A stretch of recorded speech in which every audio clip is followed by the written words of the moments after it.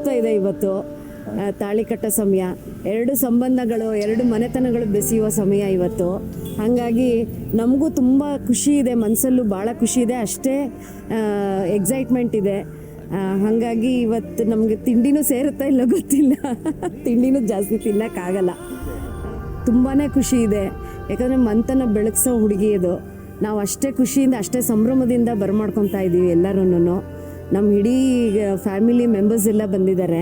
ಅವರೆಲ್ಲ ಒಂದೇ ಥರ ಯೂನಿಫಾರ್ಮಿಟಿ ಹಾಕ್ಕೊಂಡು ಎಲ್ಲರೂ ಭಾಳ ಖುಷಿಯಿಂದ ಅವಳನ್ನು ಬರ್ಮಾಡ್ಕೊಳಕ್ಕೆ ಎಲ್ಲರೂ ರೆಡಿಯಾಗಿದ್ದಾರೆ.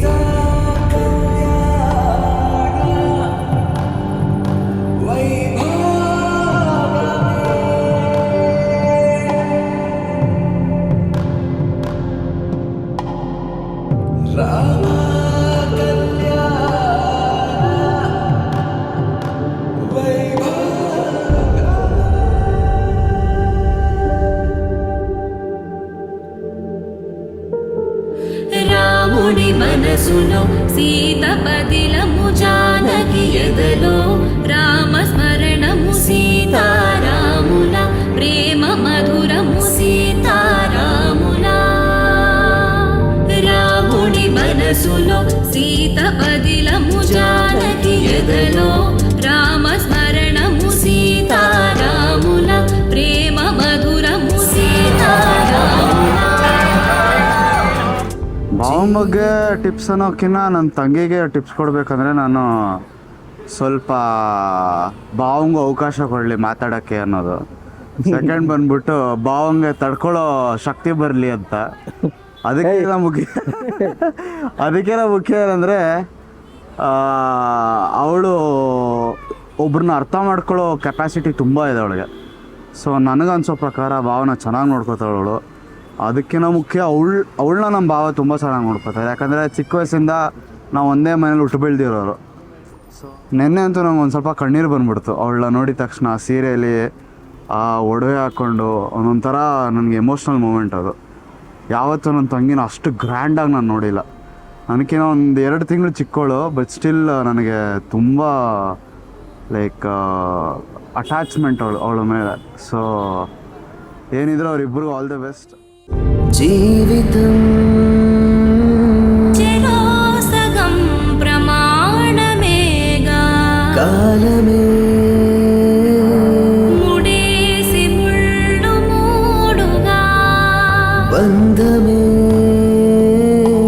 ఇదే నేను మంత్రమేదో ఓవరం కళ్యాణ సీతమ్మ వీక్షణం.